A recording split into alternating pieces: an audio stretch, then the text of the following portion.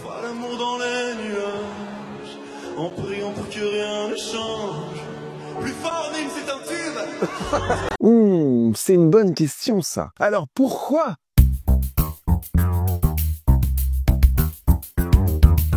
Qu'est-ce qu'un tube? C'est une chanson qui a connu un gros succès, synonyme de hit en anglais. Mais ce mot tube n'a pas en réalité une origine très flatteuse, non. À la base, l'expression remonte à 1877, une époque où la musique s'écoutait sur des phonographes, un appareil qui permet pour la première fois d'écouter de la musique en dehors d'une prestation, d'un concert ou d'un live. Les titres étaient alors enregistrés sur des petits cylindres rotatifs et qui étaient en forme de tube. Et produire ce genre de cylindre phonographique coûtait excessivement cher à l'époque, car c'était un processus complexe. Si bien qu'on ne prenait pas de risque à en sortir à tout va, et seules les chansons les plus plébiscitées étaient enregistrées sur ces tubes. Mais contrairement à ce qu'on pourrait croire, l'expression « c'est un tube » n'existait pas encore. Non, on disait « saucisson ». Oui, ce terme n'était pas glorieux, car il faisait référence à la musique produite à la chaîne, destinée à nourrir les musiciens. D'où le nom saucisson.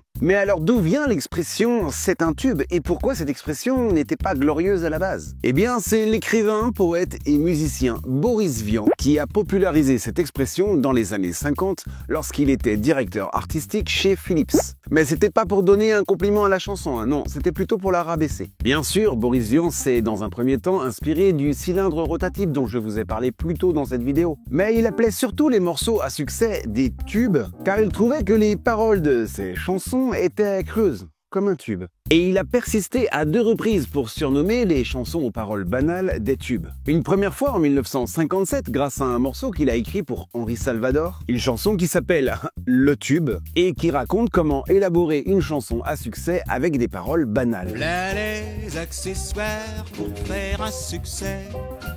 Et une deuxième fois l'année suivante, en 1958, en sortant un livre qui critique le show business, En avant la zizik et Par ici les gros sous. Dans ce livre, il démontra les chansons à succès pauvres en paroles, vides, creuses, comme un tube. À partir de là, le terme tube pour désigner une chanson à succès restera, même si au fil du temps, il a pris un sens bien moins péjoratif qu'au départ. J'espère avoir répondu à la question, alors à très bientôt pour un prochain Pourquoi ?